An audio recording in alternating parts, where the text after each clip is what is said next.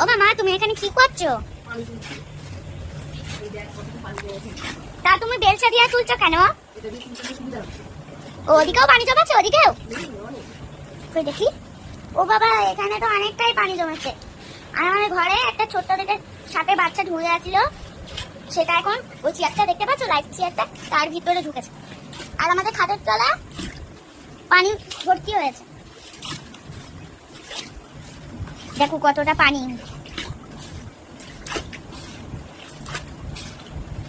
সব ওই বৃষ্টির জন্যটাই হয়েছে। আর বাইরেও অনেকটা পানি জমেছে। ঘরের মধ্যে মাছ বেরাচ্ছে দেখো।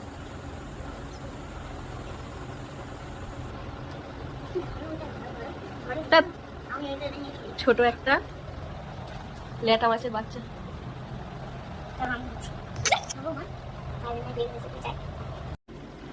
আর অর্ধেক গামলা জল ভরা হয়ে গেছে।